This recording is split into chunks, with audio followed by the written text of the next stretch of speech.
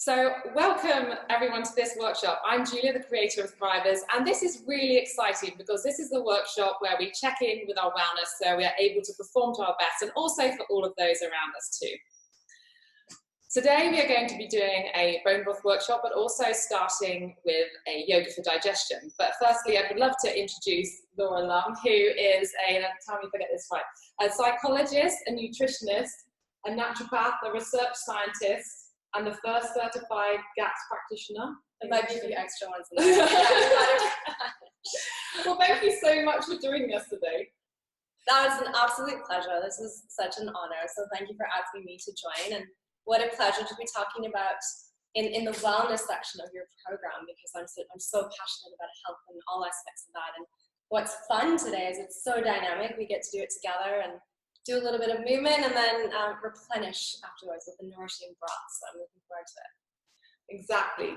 So could you just tell us a little bit more about the work you do? So I think it's fascinating. I've been particularly interested in gut health for a few years now, and so it's such an honor to have you here. So I'd love to hear a bit more about what you do and the kind of clients you have. Great. Well, from my perspective, health, whether we're talking as a psychologist about mental health or from a nutrition perspective about how our body functions, our physical health, to me, they're all one and the same. As you have one, you have more in the other. And so I express that in a healthcare practice that I run with my husband called Eleanor Heights Medical Practice. And there I run a digestive health clinic, and I also run a psychology clinic. Brilliant. Okay, now I'm just going to check. We are live here, and we're doing something a little bit different. It's the most interactive private class we've had yet. So bear with me where we're just going to try. And so this platform is called Zoom. And if you're not familiar with it, it's where you can ask questions directly to the expert. And I'm just going to check in with our attendees so I can see you arriving. Hi there, I can finally see you all on the right-hand side. Now, if you want to ask any of your questions, you can do so in the chat, and that means everyone can see it. It's a super inclusive environment. Tell us where you're calling from. Are you joining us for the yoga session today? Are you going to be cooking with us? I know there are a few people that are participating, which is awesome. So yeah, while you just practice, just say hi, just so I know that you can ask your questions. It's a super inclusive environment. You can see some people in West Kimble in Sydney here. We've got some people tuning in from the UK. Someone's in Manly in Sydney.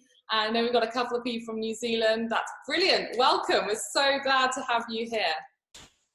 So before we move on to the digestive yoga, which is going to start in a couple of minutes.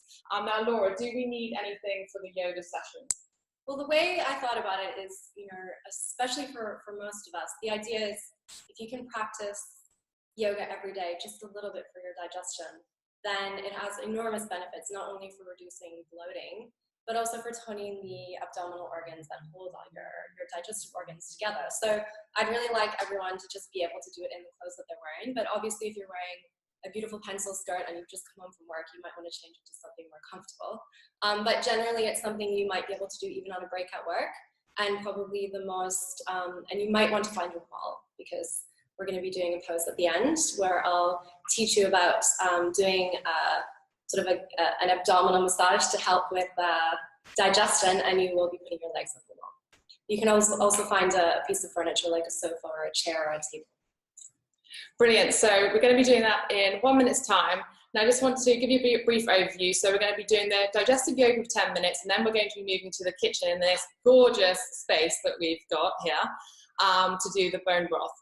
Now, if you're watching this in your own time, because video access is given to everyone who comes along to this, who registers this session, and of course our members have access to the Thrivers Workshop Library, then sit back, relax, and maybe join us next time for the live session, because the best thing about these workshops is you get to communicate with the expert on your questions. So please don't hold back. We love your questions. And obviously during the yoga, we're going to be busy doing the yoga. So if you do have questions during that, just please put them up. I'm going to answer them as soon as we can. So I hope everybody is ready to get started. We're going to do a little transition now to our arranged yoga spot. So I hope you can move to your mats as well.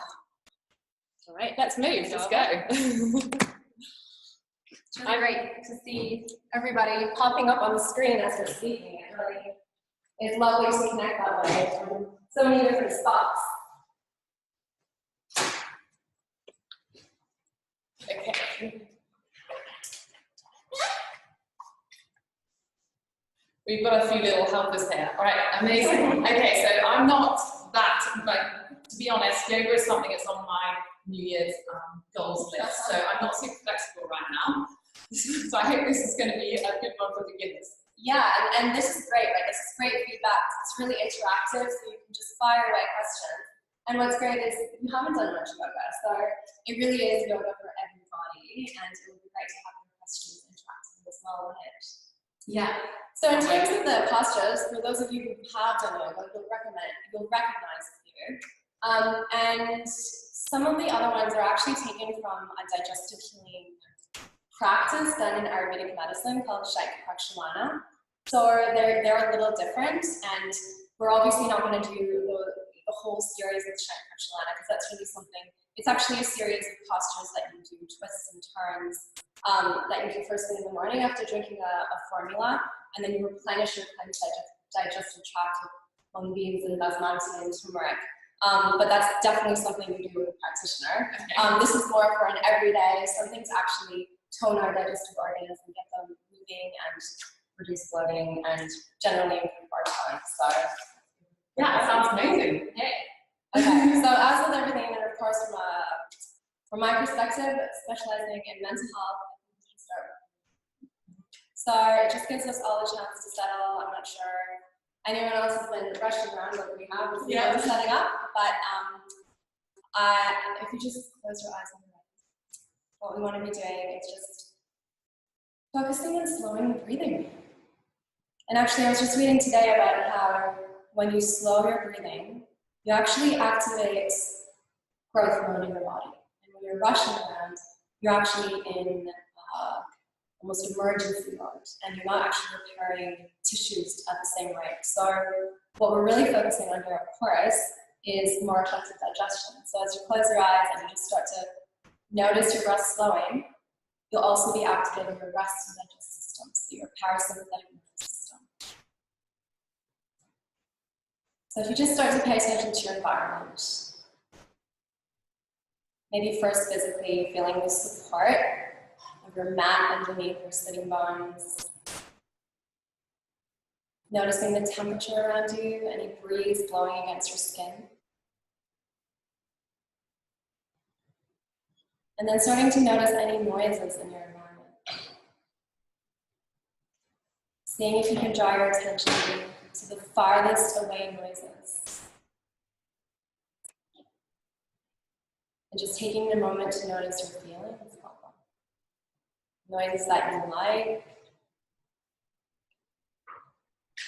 Maybe noises that have become more familiar.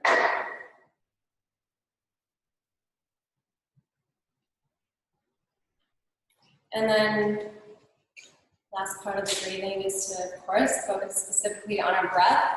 So just starting to take note of the breath as it comes through your nostrils. Seeing if you can feel the coolness of the fresh breath coming in. And seeing if you can notice the warmth of your breath as it comes out of your nose. And maybe taking note and seeing if just naturally your breathing rate has come down. Harder to do that artificially when we were talking at the beginning. Maybe just rub your hands together and place them over your eyes. You can more gently blink them open and release slightly brighter light. So how's that feeling so far? It's very grounding. Yeah, just a nice way to enter and come into a different mode in the practice. And really, when it comes to effective digestion, we really want to be activating that rest and digest system, that repair system. So yeah, if we stand up, hopefully our heads won't get cut off in the camera. We've got some lovely assistants here. They're going to help Actually, us. yeah, this way. Okay, so you want your feet hip width apart, and maybe just check your posture. So you don't necessarily want to be arching your back, your back. That's a very common thing. So you can almost tilt your pelvis forward to make sure you're actually straight down. Okay, maybe shaking out your shoulders, and even what you see pigeons doing, pushing their chins back. We really want this straight line of energy from your heels all the way to your calves. So that's beautiful what Julia's doing. And if your hips actually comfortably sit hip width apart. You just find that comfort. Is that perfect? Great. So breathing in, reaching your hands up above you, and then you're actually going to place your palms up to the sky like this. Can't really see in the camera, but this is what we're doing. And then what we're going to do is we're actually going to start stimulating the top part of your digestion, which is your stomach. And we're going to breathe out and actually tilt over to the right side, and not really pausing as you breathe in, reaching your hands up to the sky. As you breathe out, you reach over to the left side. So the in-breath, you're coming up. On the out-breath, you're tilting over. So you're not actually tilting your chest, you're actually staying in that straight line of energy that we talked about at the beginning. It's beautiful. And we want to do this, if you're doing this at home, just 3 or 4 times is great. And really just focusing, we don't often work our oblique muscles in our normal range of movement, so this is also fantastic for posture. So exhale, breathing in. Let's do one more. Breathing out over to the right. Breathing in, stretching out ever so slightly, and then breathing out over to the left. And then coming back to center, noticing that. And just shake out our shoulders. So this is something, can you imagine doing it if you're just on break and everything is busy and you take a bathroom break and you can just simply do, even if you just do that one. What are your thoughts? Wow, yeah, so easy. Next one, we're actually going to do a little bit of a twist. So we might want to space out. So again, you've got your feet hip width apart. And if you just extend both arms out, just demonstrate slowly first. So have a look at your left finger on your left hand. And what you're going to do is you're going to twist as far as you can reach. You'll actually feel a gentle stretch in the front of your body if you twist to the left, and then at the same time, I should probably make this, that'll come out of the screen. You touch your right hand against your breastbone. And you're keeping your pelvis forward. How does that feel? Yep, good, great. And then as you breathe out, you're actually going to come to the opposite side. So your gaze is on your right hand, and your left hand touches your clavicle. So what's this one doing when you're moving, rotating? This one, now we're working closer towards the small intestine. Okay. So now we're around the middle. We want to have a visual imagery. And so the idea is, if you're linking your breath with your movement, it's where you're going to get a lot of the benefits. So obviously we're talking, and so this isn't necessarily linked with my breath, but it can be a very mindful thing to do if you do this in your own time. Can you feel a gentle stretch in your abdomen? Yeah, very gentle. If you have to think about it, but if you make yourself aware, then it definitely can feel something. And again, part of the mindfulness is to really keep that steady gaze on either your left, the top of your left hand, or the top of your right. All right, turn back to center. Great, so next, let's actually do something we've probably done before in a yoga class. So this is often called cat-cow. So maybe I'll demonstrate to the side and we'll demonstrate to the front of your class. Yeah. Okay, so what's nice about what Julie's doing here is she's got her wrists under her elbows, under her shoulders, and her back is lovely in a neutral position. So the opposite would be actually already arching and already going into cat-cow. So as a symbolism in life, we often want to know what the midpoint is, right? We can often rush from one thing to another, and it's really nice to pause in between. So we're going to link this with the breath as well. Where you breathe in and you arch up and you feel that open in the front of your body. And as you breathe out, you tuck your pelvis, and your chin might touch your collarbones. Beautiful. And on your own breath, you breathe in. You gaze up at the sky. And as smooth as you can, breathing out. Creating that space in your spine. That's gorgeous. Maybe a bit heavy. That's very good.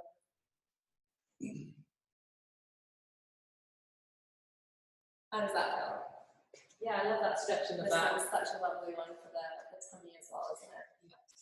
All right, well, let's just come into the next pose, which is a bit more from Shankarachalana, but it will remind you of the breath in yoga class. So if we start down, lying on the ground, and you can keep your legs on the ground. Okay. I know we were talking about this before, and we were talking about arm strength and what it feels like. So this is contraindicated if you have spinal difficulties, if you're heavily pregnant, but I'm sure you know how to protect yourself already.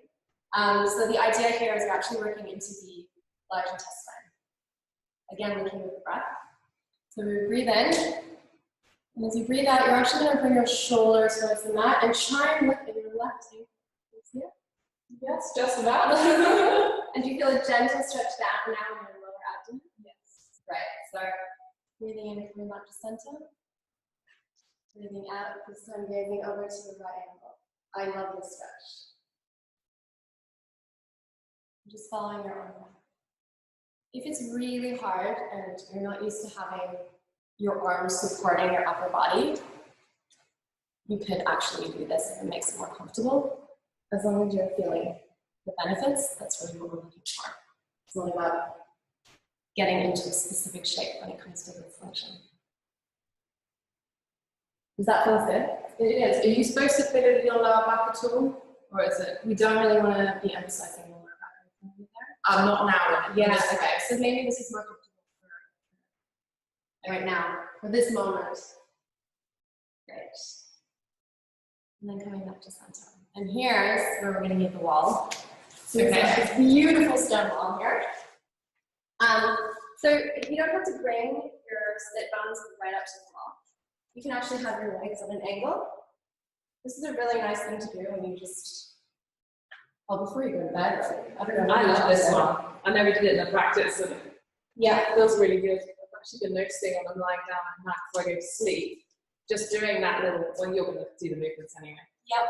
Okay, so I thought I would bring this posture in because it's actually part of what I might talk to someone about in a digestive health consult. Because I think when it comes to digestion, it's really good for you to know your own digestion and how many of us really know where our digestive organs are.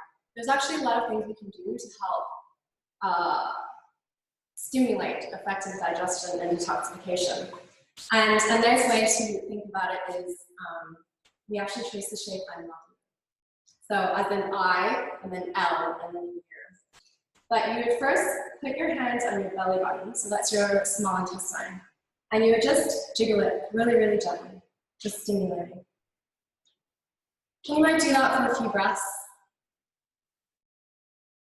And for as long as you want. If you were doing this as specifically part of a digestive program, I would recommend you actually get a food grade oil, as in one you can eat, and you put that in your tummy before bed, and it actually really helps with effective cleansing and detoxification and elimination. So, following the belly button jiggling, you would then do the eye. So the eye is actually, we're going to trace actually from the lower right quadrant of your pelvis up like an eye. And really what we're doing there is we're thinking ascending colon. And you just get to know it because you might get to know that actually we tend to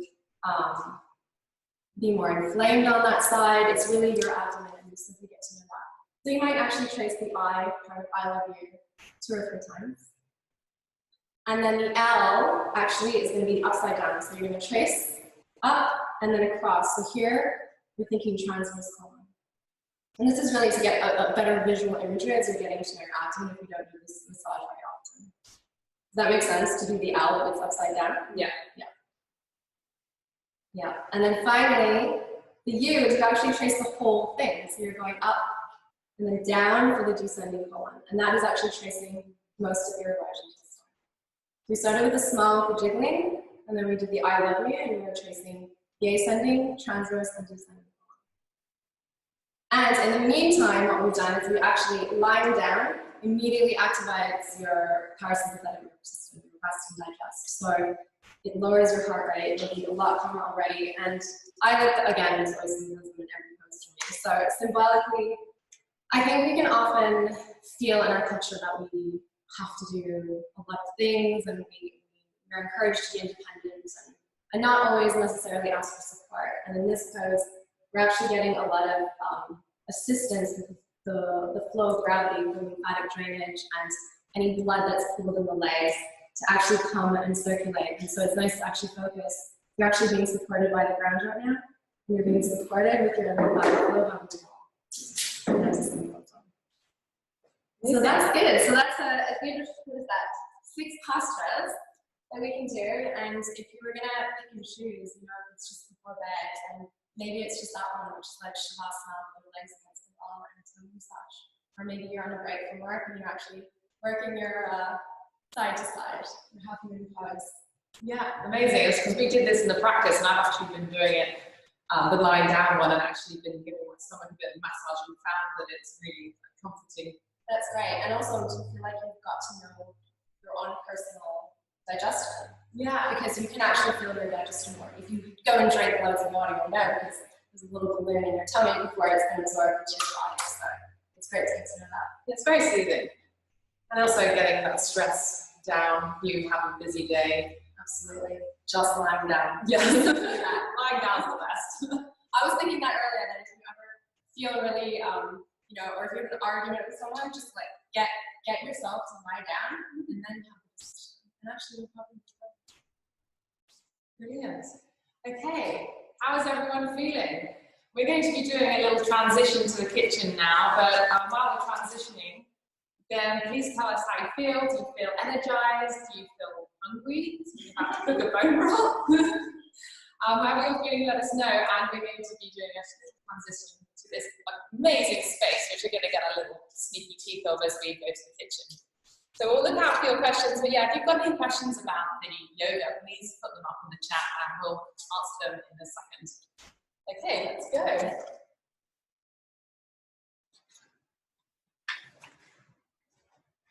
Just going to tuck myself in after that. not really exercise. So we're in this gorgeous location on the Northern Beaches. We've been very lucky. It's one of Laura's clients. Yes, thank you very much to my friend Serena and her family for allowing us to enjoy a kitchen as my kitchen is being renovated at the moment. And mine's very dark. So we're just going to get set up. So someone's asked us, do you do all the exercises together, or should you do them in the exact order? How strict do you have to be? Great question. Brilliant question. I want it to be as easygoing as possible. I don't want you to need to wear yoga clothes, and you don't have to do it in that specific order. If there's probably one you'll probably specifically remember, and maybe that's something that works for you. And so maybe try doing that when you wake up. Go and stand outside and do that pose if that works for you. So yeah, you don't need to do it in a specific order at all, is the idea. Okay, brilliant. Is there any more questions? Please throw them up. So this is really exciting because this is the first ever time that we have done a live cooking class. First time we've actually done a yoga class. So yeah, please tell us if you've got any feedback and if we can make your experience even better right now. But the main thing is that you can ask your questions to the amazing Dr. Laura Lums. If there's anything that comes up, I mean, we're doing a bone broth. We're also going to be talking about gut health. So yeah, please feel free to come forward with your questions as we're going along. And then there's a really good opportunity. I'm going to be looking out for those questions. So before we get started, I just want to give you a heads up. We're actually doing a giveaway. Laura's recommended this amazing book called Nourishing Traditions book. Laura, why is this book particularly good? It's a book written by someone called Sally Fallon, and she's a wealth of knowledge. And what I love about the book is it really brings us back to basics of how we are designed to eat. And she puts a lot of descriptions in it, and there's a lot of core recipes that if we can have those under our belts, we're making some very, very nourishing meals for us and our family. Okay, sounds amazing. So we're going to be giving away one of these at the end. I'm going to ask you the question now just so you can think about it, but if you could tell us one thing you loved or one thing that you learned from this workshop, we'd really love your feedback, and then we'll pick someone at the end. But I'm going to ask you at the end anyway, so don't answer that now. It's just so it's in the back of your mind. So today we're going to cook this amazing bone broth. So Laura, why is the bone broth particularly good for gut health? Well, this recipe specifically, I often recommend for people who haven't been doing a lot of, or haven't been drinking a lot of broth. There's a lot of bone broth that you can get in cafes here, and that's great too. But this one specifically, so chicken is particularly soothing for the digestive tract. It's well tolerated for an irritated gut, and more importantly, it's very delicious. And one of my favorite studies to talk about is rats fed a diet that is highly nutritious, so very dense in nutrition, but devoid of any flavor, so really boring. They actually die of malnutrition. So I would emphasize with anything you eat, good stuff, stuff you label good, stuff you label nourishing, that you really need to be enjoying your meal. That's incredibly important. Brilliant. So I hope everybody is ready. If you're cooking with us, we're going to start. And yes, as I said, please don't hold back with your questions. So let's get going. So what ingredients do we have here? Okay, so where to start really? We've got them all laid out, which is beautiful. Just see, because I think we... Okay, well, what's standing out most to me, can you see? Let's have a look. Maybe, I'm just gonna have to hold them up. Okay, so I think you will have your ingredients list, but... slightly, can we see they've got these amazing ingredients here? Is that okay? Okay, so, well, maybe I'll describe the benefits of each one rather than... Yeah. Okay, so, well, we all know celery, incredibly cleansing. It contains minerals and salts that are great for supporting our liver health. And again, I think let's follow the same thing we have with yoga, which is really, you don't need to have professional chef skills to make this at all, or any knife skills at all. And the idea is that you can actually just rough chop everything. So these have been previously rinsed, including the chicken. So you may already be aware that even organic chicken, it's probably better you rinse it, because the law here is that for hygiene purposes, it's cleansed with bleach. So there may be bleach residue on your broth, and that might not be something you necessarily want to have in your broth. So no, I have to admit, I'm a terrible sous chef, and I need to go and wash the chicken now. So, well, we just remembered the chicken. It's not my thing. It's in the fridge, but okay. while you describe benefits of chicken stock in the meantime. Okay, brilliant. Yeah, okay. That's perfect. Okay, I'm just going to go and wash the chicken. Washing the chicken, now we're not going to forget that process. There are actually farms that process the chicken on site, and they have a special treatment, which means that it's not treated by bleach, but unless you're probably, it doesn't hurt to rinse it a little bit. The other thing in terms of hygiene is I usually add the water first, because if you add the chicken first and then the water, then you might be splashing. I have a water filter at home, and it will splash everywhere with the chicken already in it. So just in terms of preparation, I probably would just gently put the chicken in last thing, which is probably what we'll do.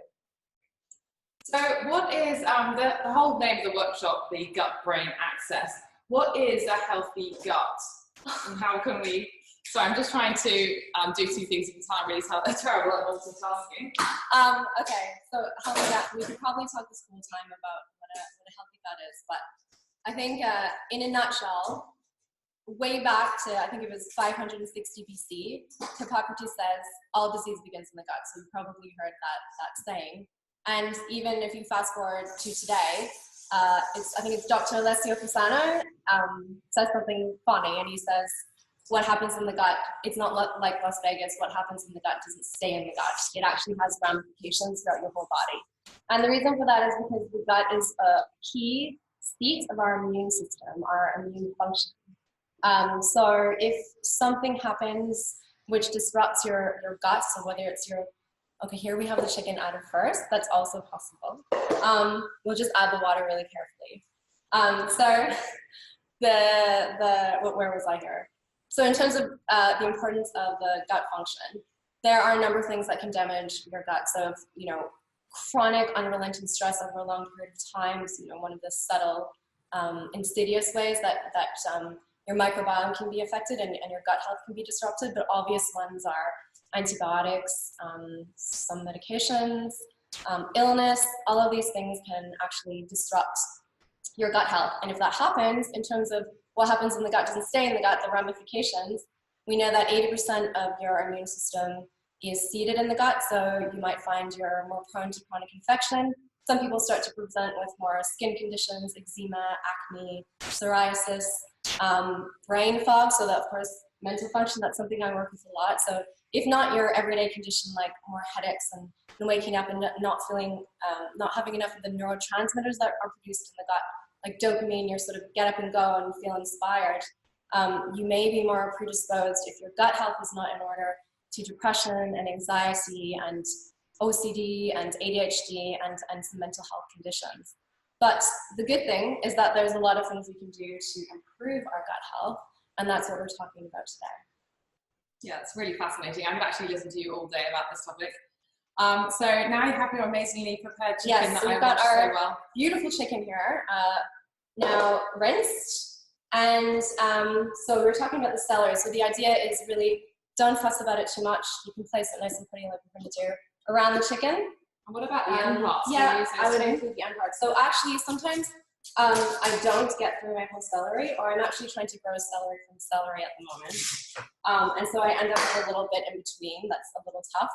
And then I actually just pop that in the fridge or the freezer, and I also add that to my broth. So you can always add your clippings, because this is not necessarily supposed to look beautiful as it's cooking. But so far, it is actually looking quite nice. So we've got celery roughly chopped. Sometimes I have really long carrots, and I just really wanted to emphasize you don't need to peel them. You don't need to even chop off the end. And you can actually, if you're time pressured, it doesn't hurt. You can actually rip up your carrots. These ones are really thick.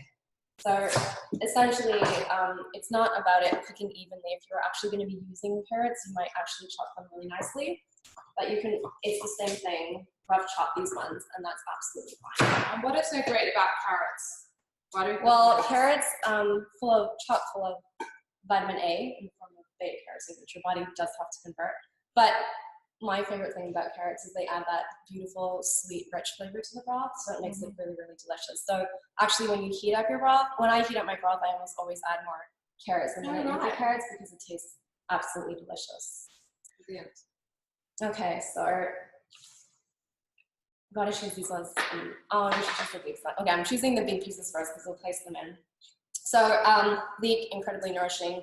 A lot of this is actually to add vitamins, minerals, and flavors to your broth. So I did already wash these leeks. You know, often you get the muddy residue off them. How thorough? You're very thorough. So I really was very thorough. If you've got a sensitive gut, I'm always very aware of. Well, that's an interesting topic in itself that we've never talked about, because you know, if you have an apple tree in your garden or a strawberry plant, it's actually, and you know that you haven't sprayed it with anything, it's actually a really good idea to just eat it like that, because there's natural probiotics on the outside of all plant food. So this is why, if this was cabbage and we just chopped this up and we didn't, you know, and it was from a healthy garden and we've added some brine, so salt and water, that's how you make sauerkraut, then how is it that it turns into sauerkraut? The reason is because it actually has good bacteria on the outside, and that's your culture. So you don't always have to add a vegetable culture. So the reason we rinse it out is because if you're going to actually eat it, it's grainy, right? And there's little tricks to get it out. But if you've got it from a good source and you're making your broth, you actually, again, don't need to stress about that. Okay. Good to so, know. yeah, let's just add these ones to the broth. And actually, one of the reasons we're putting them up here is so that they fit inside, because we've got this modest-sized pot. You actually place it much nicer than me. Now it just looks like a pot of leek. I should be showing it each time. We did a brilliant practice and been eating a lot of bone broth. So the most beautiful bone broth I've ever seen. Normally mine has like really awkward pieces of meat with bones poking at the top. Well, we haven't got I didn't get any feet, unfortunately. They apparently have to pre-order feet, and what is the other thing that you said was really good? You can add necks. Yeah. Okay. And why are they particularly good? Well, they're going to add a lot more collagen, choline, glycine, and when you add those, you'll see when you put the broth in the fridge, it will turn more into like a jelly. Okay. So, but it's not essential. Really, actually, if you make it this way, this is incredibly delicious. and really gentle, and it's a broth for everyone. It doesn't, when it comes to healing your gut, actually we start people on something like this, not necessarily a broth that's cooked for 48 hours and baked with apple cider vinegar and that type of thing. There's actually a lot of research to say it's not necessary to add vinegar to extract the minerals from the bones. So, okay, one of my favorite ingredients here, and these smell beautiful. You got these in Harvard. Yeah. So what was that? In Balgala. Oh, Balgala. You're in Sydney. I know some of you are in England. These smell delicious. They, so goji berries have been used in traditional Chinese medicine for thousands of years.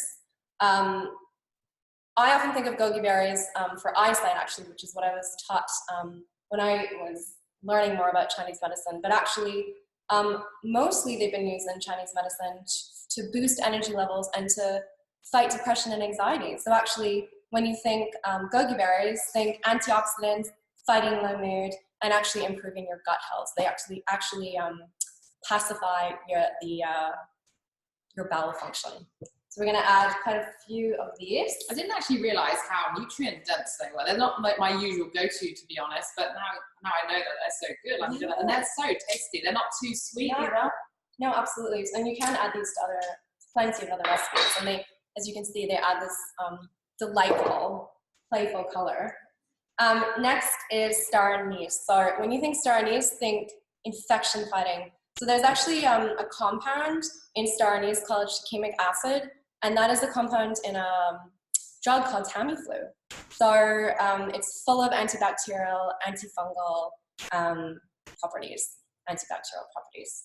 So you can just, again, not worry too much, but roughly rip up your whole star anise into your broth. Again, I had no idea how So amazingly nutritious these little things were. I mean, it's not something I just throw in my quick stir fry. But can you, like if you were cooking, say your rice or something, can you just throw them in? That's so beautiful, absolutely. Okay. It looks so good on top. You can add a whole cinnamon stick. These are things that our ancestors probably were doing for many, many years, just grabbing them and popping them in to make rice vibrant. So it's a really lovely addition. And you can tell the difference when you add the star anise to the broth. It adds that beautiful earthy richness that isn't always there. So yeah, what we have here is we've got antioxidants, fighting mood, improved gut health, goji berries, and infection fighting, antibacterial, antiviral, antifungal star anise. Baileys are often added to broth, so it's not a surprising thing, but of course we're going to add them because they're really good for soothing irritated guts and for IBS. They're also really good for respiratory conditions. So we'll add 2 of those ones. So what do they actually do that makes it anti-inflammatory, or how do they work that is particularly good for IBS? These ones are antibacterial. Okay. And it tends to be that pairing IBS, Baileys. Okay. Yeah. Salt, this is really good quality salt. This is mineral salt. So it contains easily absorbable, delicious combination of minerals. And so we're actually, I think we were quite surprised the first time how much mineral salt you would add.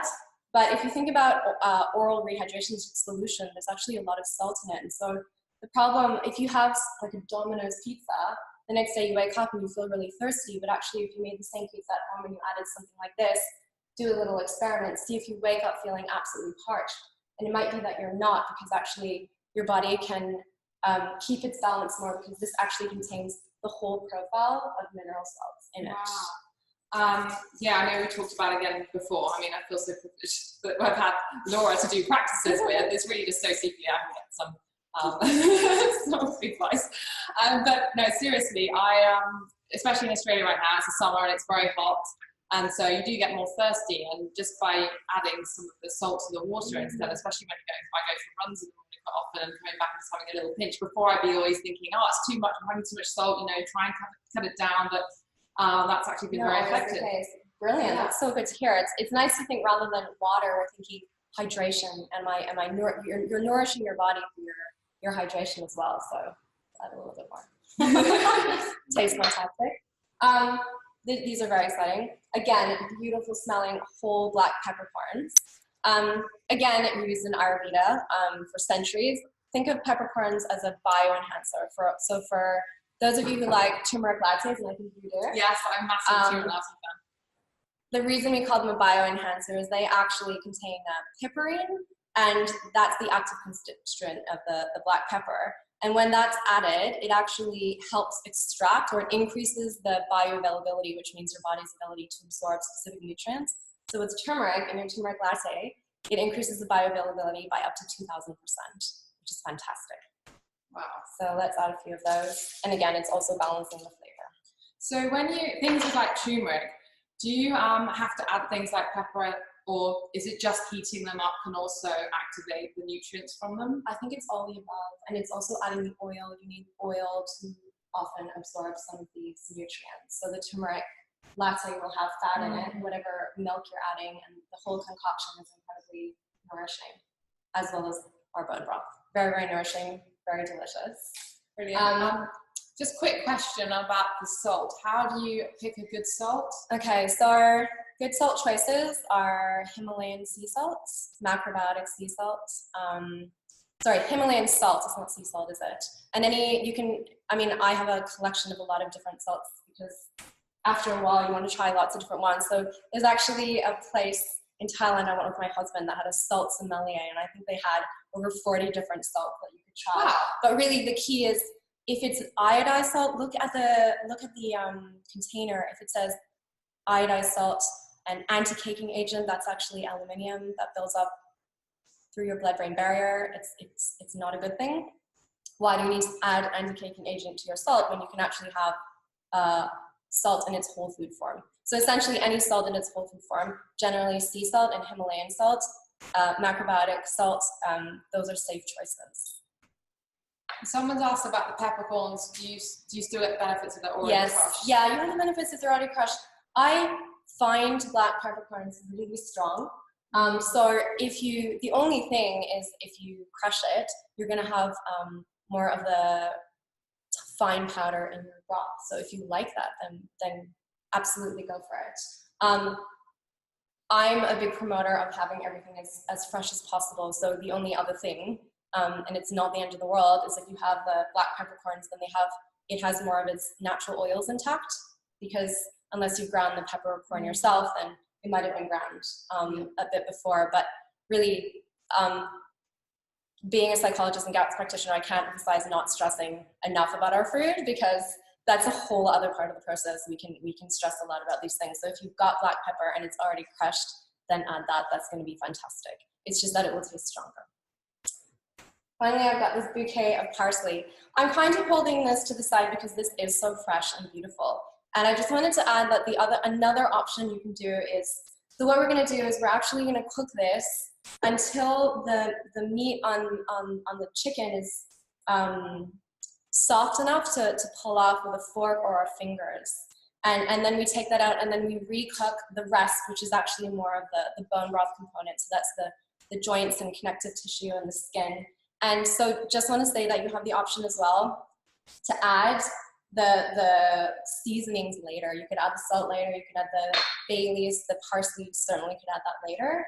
And then you're preserving a little bit more of the nutrients of these fresh ones. So it's really your choice. You could just pop it all in. So I could literally pop it in and just forget about it.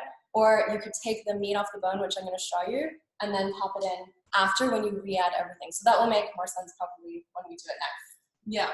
And we've got some on the stove, luckily, because we came here early. Yeah, so I was organized then. So just going back to the herbs. So, I mean, most of us have a cupboard of dried herbs. How much are we actually not doing good for ourselves with reaching for the dry instead of the fresh? I wouldn't say you're not doing good. Dried herbs can have more flavor than the fresh herbs. They've got a different flavor, a different texture, just like dried pasta versus fresh pasta. And everyone has their preference in terms of the flavor. Because I'm such a big promoter on having your food in its whole food form as fresh as possible, if you can, it's great to get the fresh kind. And a lot of people that do a digestive healing program with me, we somehow become really passionate about fresh food, and they end up getting a veggie pod or growing some herbs on their windowsill, because at least here it's actually, it works. It actually works on the windowsill. When I lived in the UK, it didn't always work. So that's great. But again, you're not doing yourself any harm if you're using fresh herbs. The only thing I would say is check your source, but there's a lot of great companies that make really good quality dried herbs. So if you can't access the fresh, then use the dry. Okay, good to know. So we've got a little bit of a flashing light thing. Can we just see if we can turn the lights off? Oh yes, it's like a disco. Yeah. The kitchen is partying along with the bone broth. So brilliant. So we're going to now move on to the one. Yeah. So let's bring it. Okay. So we just the last bit of this is you add how much water do you add? You add enough water. This is just an example to cover the ingredients that you have. So this parsley is not quite make it yet. You might want to add the parsley later if this is what yours looks like. So the question is, how much water should I add? You add enough water to cover the ingredients you have. And we're saying about the filtered water over just from the tap. Yeah. And what is the benefits from? Okay, that's what I would talk about the water as well. My dad being a research scientist in water and learning about this since I was a child. Water is, a life source. We're made of a huge percentage of water, and if we can get water that contains naturally occurring minerals and not the other stuff that we might not necessarily want. So, in tap water, there's compounds that are not necessarily beneficial. They protect us, or it has to be treated of parasites. So we don't necessarily want to be drinking parasites. I know that there's sources of mineral water here, and we have to be careful that how we treat and just drink that water, even though it might be full of naturally occurring minerals. So, but tap water can contain chloramines, it can contain fluoride, it can contain other ingredients that if you actually look into them, and it's really a personal choice, you may decide that those are not necessarily something that are doing your body any favors. Again, if you don't have a water filter, then it's still water and it's still going to have some benefit. But if you're following a digestive healing program or you're working towards a health goal, there are so many water filters on the market. It doesn't have to be installed, and they really range in possibilities. So my favorite would be probably Waters and Co. Is a great countertop one because it actually has so many layers of filtration. Right. It filters out pharmaceutical ingredients that are in the water supply and fluoride and a number of other ingredients, but it actually also adds a lot of minerals into the water. Oh, wow. And it keeps the water in its natural structure, so it's not changing the structure of the water. But again, you can get me talking about water. I probably don't want to do that. But great to know. This is filtered water that we've added, and we just simply cover the ingredients. Okay, and so we'll pop this on and fast forward, right? It's as though we're fast forwarding. So are we going to, can we put that over? Yeah, we'll just so we've got this amazing setup, because obviously Laura's makes bone broth a lot. And you can explain about this contraption. Yes, I will. Okay, I'm just going to grab so let's pretend we fast forwarded and our broth is cooked. So this one has been cooking for long enough that we should be ready to take the meat off the bone. It's probably a little too hot actually to do that, but we can do it with a fork for our demonstration. You can also let it cool down and do it with your hands.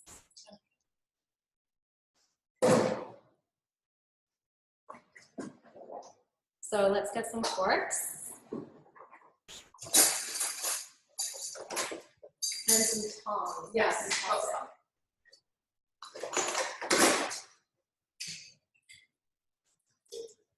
Okay. So guy here. So okay. How are you going to do this? This actually comes. Okay. Let's get This depends on. I think for demonstration purposes. Let's see. Oh no, we'll just do it in one because. But we might want to have a separate big bowl. Okay, I'm going to look around. You know what it's like when you move to someone else's kitchen and you don't know what anything is. It's like a lad's cave.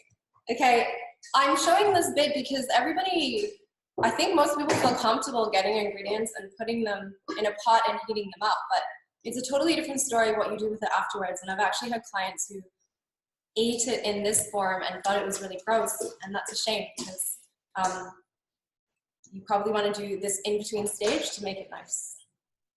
Laura, is this pot okay? Yes, that sounds right. Okay, so let's do this. Let's just put it aside for now, and then because we can see better. this is nice. Okay, so this chicken is definitely ready to start shredding, and you'll only know when you taste it if it's too ready. It's quite ready because, you know, the bits are falling off of it. Well, it smells amazing. It does. It's delicious. Reminds me of my granny's kitchen in the farm. Yeah. I mean, this is such an old traditional thing, and it's just so funny how it's coming back. Yeah, it's funny, isn't it? And we have a slightly different name for it when, you know, bone broth, meat stock. It's all variations of this all cultures have been enjoying, and we probably would have been having more broth than meat because that was readily available, and we're always eating, you know, the movement that nose to tail, so it's actually appreciating, you know, you've got this chicken and you're appreciating the whole chicken and making use of the whole thing, and in the end, it's the cycle of life because you take what you didn't eat, you make a broth, you take what you didn't eat, and we'll show you, and you might add it to your compost that grows your herbs. I just want to check, so I know a couple of people are cooking. I know it's not, you're probably doing a really great job there, but let us know if you've got any questions as you're going along. And someone's asked, is there any benefits in adding oil? A good one. Well, I would actually say it's not, I probably wouldn't add the oil, even a good one, because you're actually getting naturally occurring oils as you're making this. So in the chicken. Yeah. And you'll see that because when you put this broth in the fridge, you'll actually see the oil, the fat rise to the top. Okay, great. And you can either remove that in one go. If it's really thick, you can actually, beef broth, you can actually pull it off like that, and it's a flat plate. Wow. Chicken is softer, so you can scrape that with a spatula. And some people cook with that, and it depends what you're comfortable with. So someone else has asked, how much broth should you eat a day? Like how long should be your go-to? Okay. If you're doing, if you're really focusing on improving your digestion, you probably want to get some broth every day, because broth contains all the building blocks for a healthy gut lining. It's incredibly soothing. It soothes inflammation.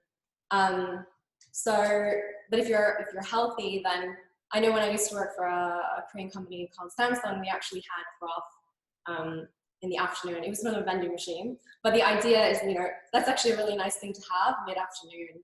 You can add an egg to it. You can add vegetables on a digestive program. That's a really great snack to have.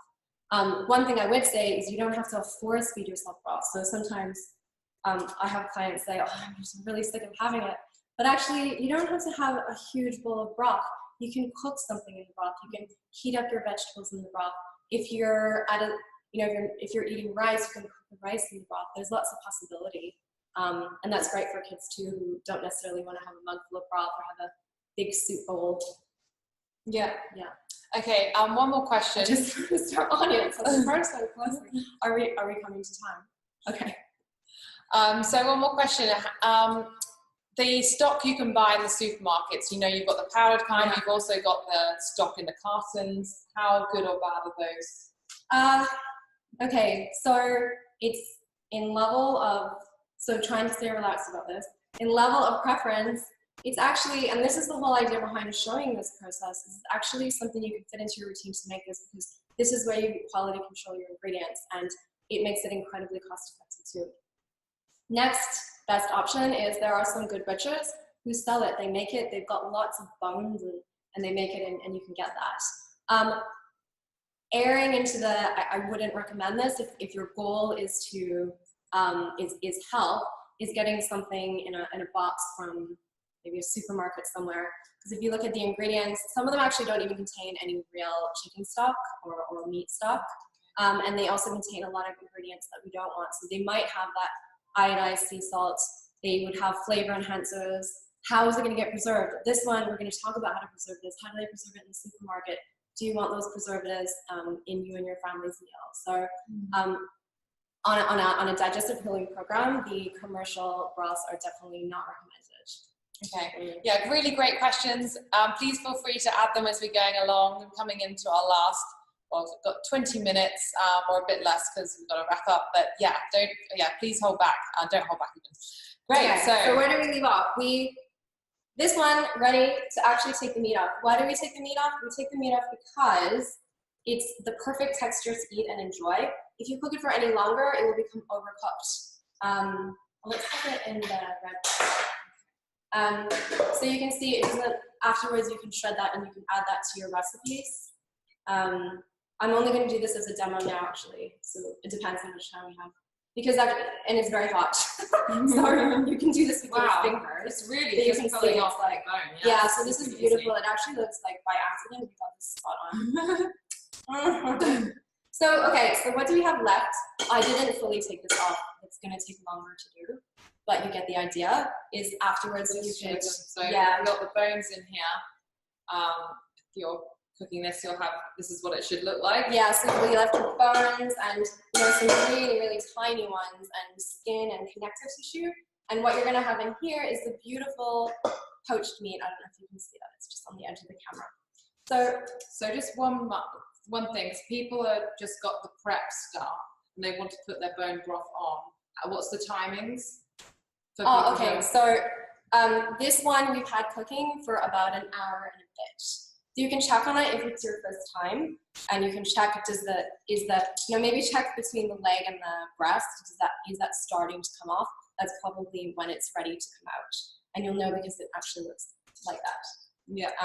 So I actually have clients who go and they buy 2 chickens and they don't bother with this in-between stage and they don't eat the meat and they just do that. And some people do that, but obviously it's your choice.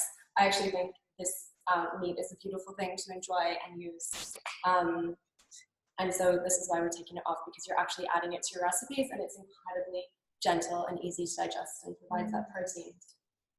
So if this was a little cooler, we would probably take everything off, but for demonstration purposes, pretend that this has no more of the muscle meat on, and it's basically the bones and the connective tissue and the skin.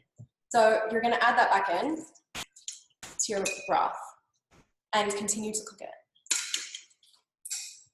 And let's say you didn't add your star anise and your parsley and everything before, then you have the option to either add it all at the beginning and not think about it, or you could add it at this stage. This would be the stage that you add it. And then you pop it back on the stove for another hour or 2. Okay. Then the final stage is stage 3.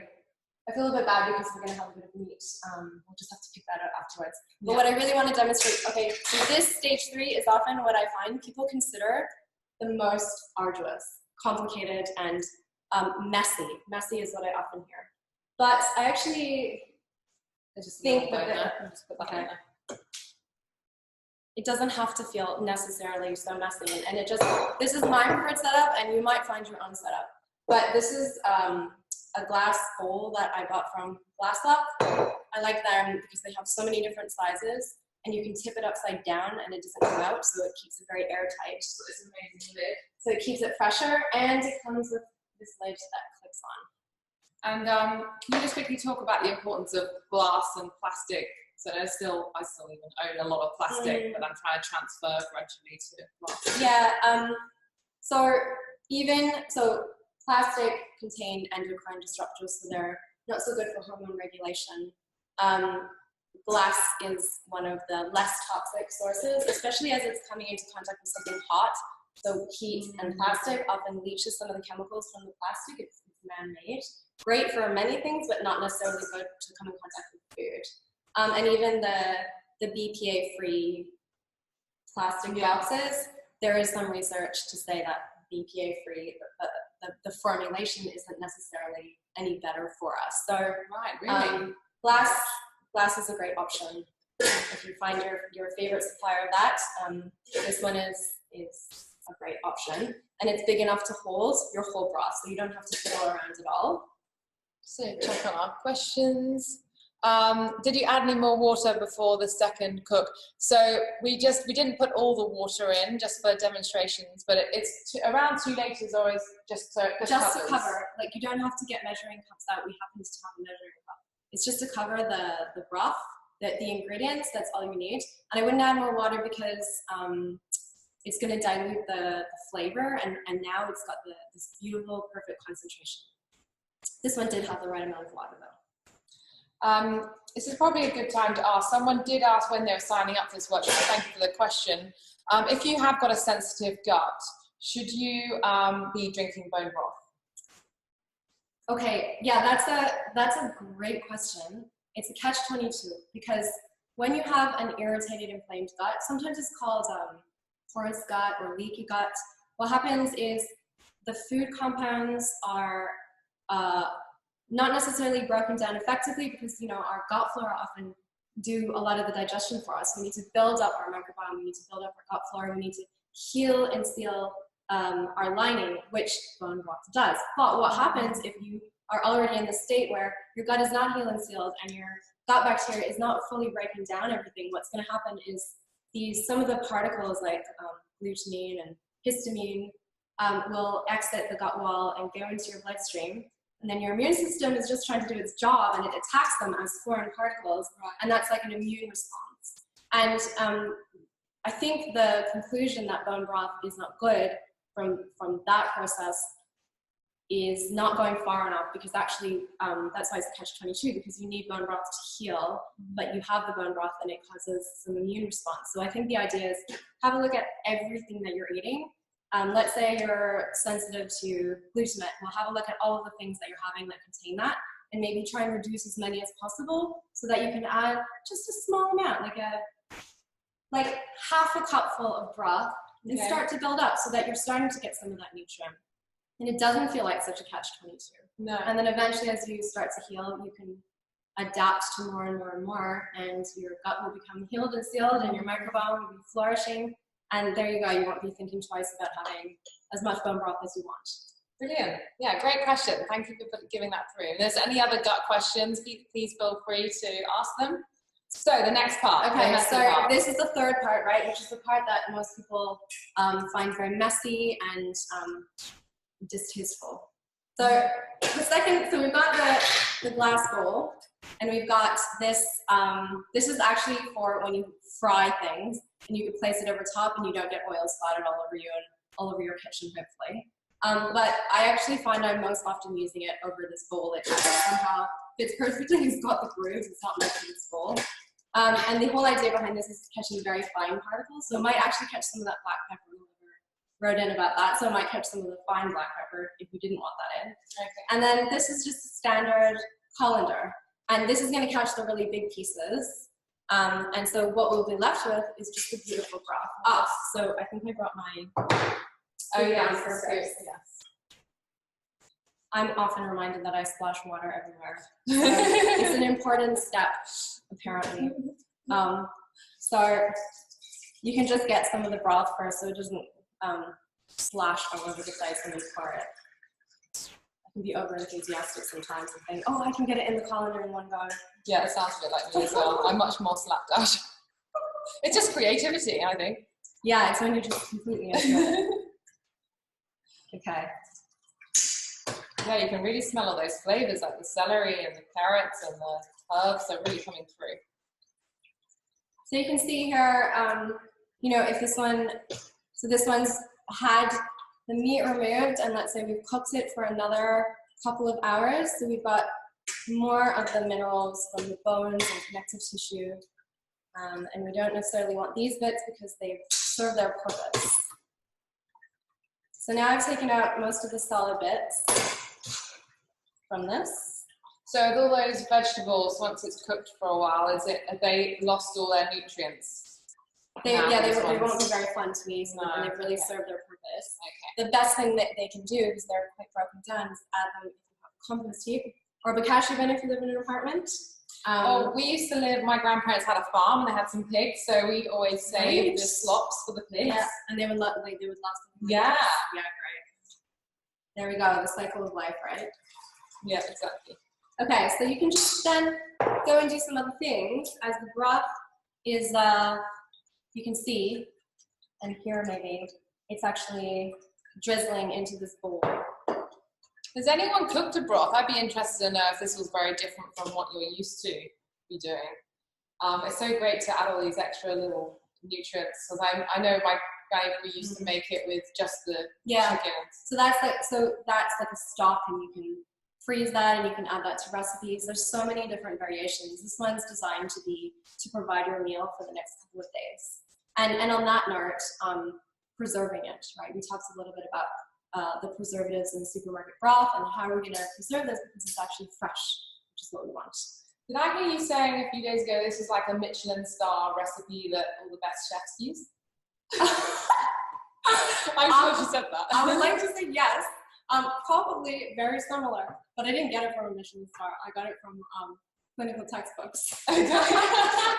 But I definitely have listened to Michelin star chefs talk about how to extract the flavor. There's lots of things you can do. You know, there's so many things we can do. This is not what you would do if you're, let's say, GAPS stage 1, really gentle digestion. But later on, experiment with different flavors. Add what you love. You can use roast chicken out of roast, like you've eaten the roast chicken and you've got the roasted carcass, and you can add that too, and you'll see completely different. It's a rich, rich flavor. So as we're talking about roast chicken, I have to say, gravy is one of my favourite parts of the roast. There's a little bit of conflict in the past, like how much gravy should you have? Is it good, or should we be minimising the amounts? This is another rabbit hole we can talk about for a long time, and debate. And Julie was very excited when I said, go for it, have the gravy, because she's using this chicken, and all of the juices are coming out. That's like a really, really rich broth.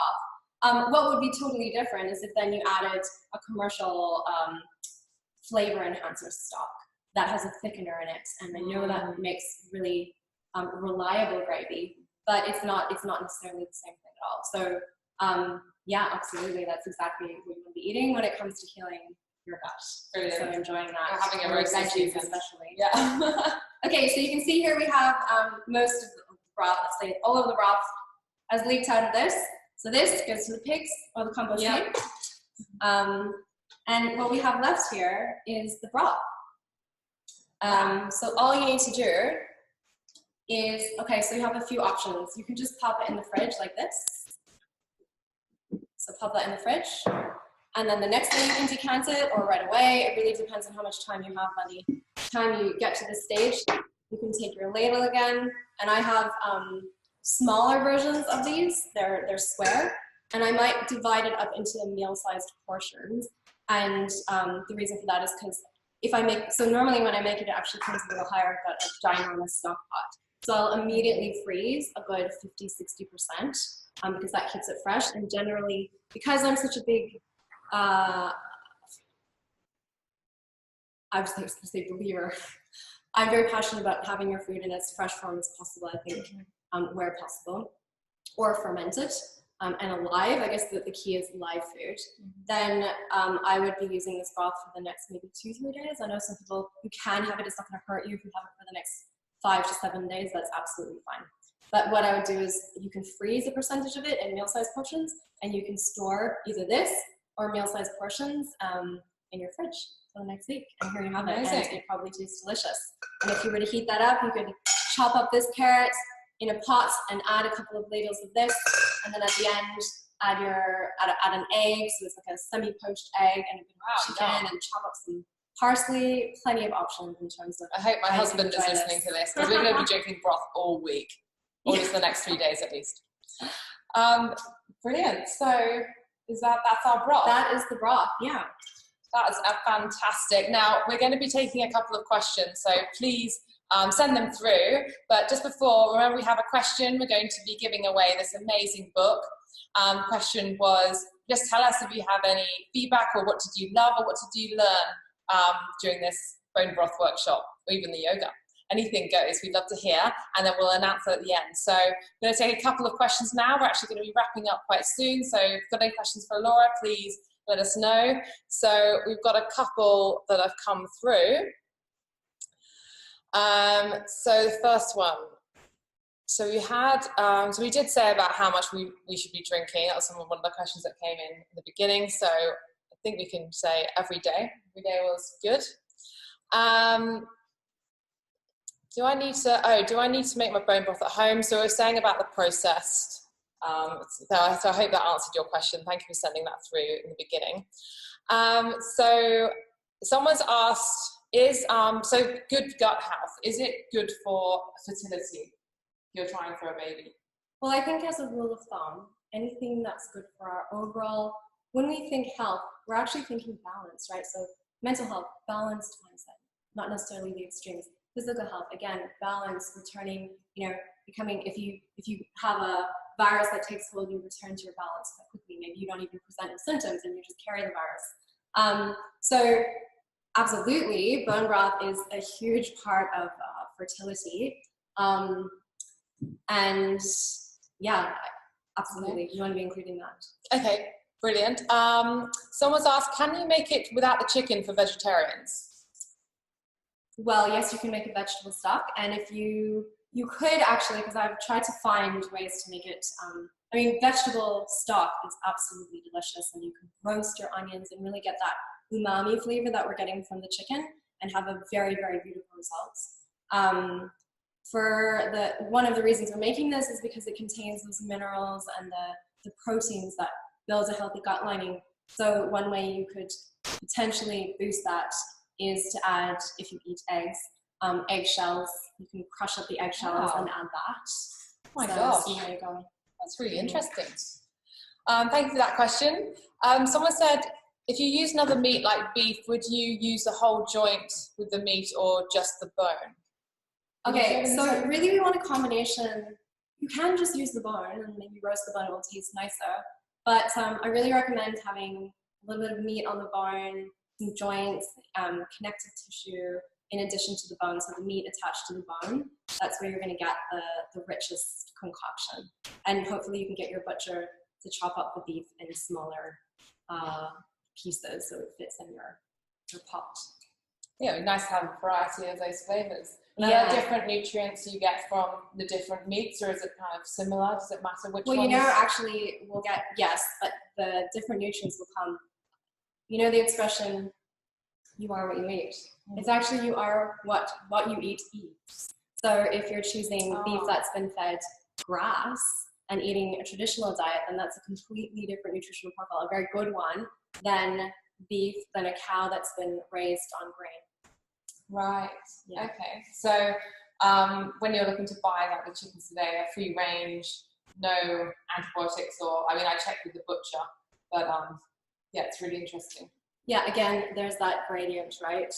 We don't want to be stressed, but at the same time, if you're really conscious of meeting certain health goals, then ideally I think smaller scale farms, sometimes smaller scale farms don't have the money to certify themselves as organic, but they actually have really healthy chickens, for example. And maybe they have only 3 chickens per hectare, and that's fantastic. And their chickens are healthy and they don't need antibiotics, and they certainly don't need hormones, and they're just out on the pasture, and that's a really good choice, even though they're not certified organic. Okay. Someone's asked, what do you think of the plant-based diet? I think, plants, cleansing, and we absolutely need plants for cleansing our body, because we can't constantly be, what animal foods do is they build us. They replenish our tissues. So you drink bone broth, excellent, not only for healing and sealing your gut lining, it accelerates wound healing. So purely from a nutritional perspective, we actually, I'm a big believer in balance, and your balance will change depending on your lifestyle, your life stage. There'll be times when you want to be cleansing more, certainly later in life, but other times when you're pushing, you might want to be building more. So it's really paying attention to your personal balance. So I probably wouldn't go extreme anyway. And I have, during yoga teacher trainings, eating a 100% raw food diet, which was incredibly cleansing and a really great experience.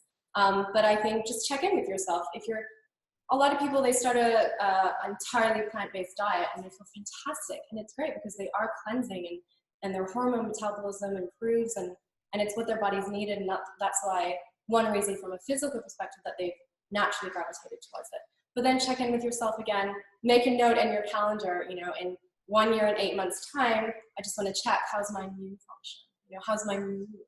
Am I bouncing back from setbacks? Am I, how quickly am I healing from my wounds? And just checking so that's a very scientific response. But I think that a plant-based diet, and certainly plant-based, is the way to go. One of my favorite expressions is eat food, not too much, mostly plants.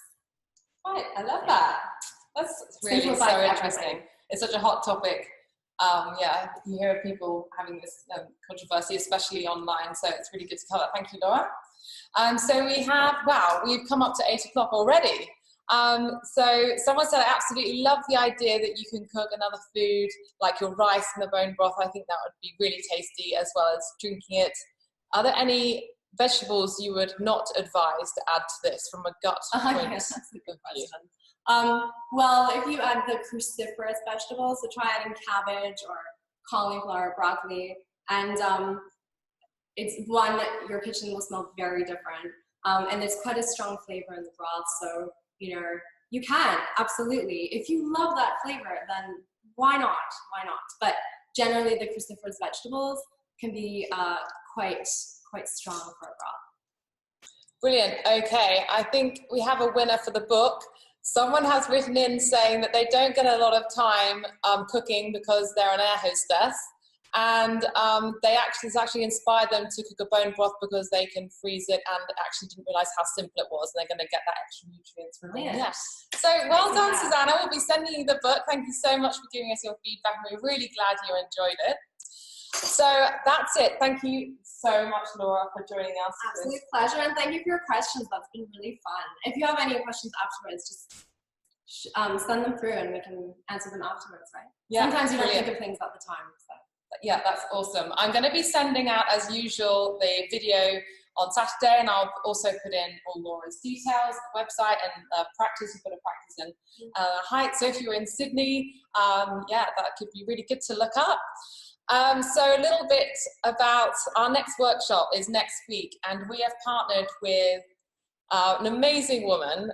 She's actually, I've got to get it right, because it's the Institute of Intuitive Empowerment.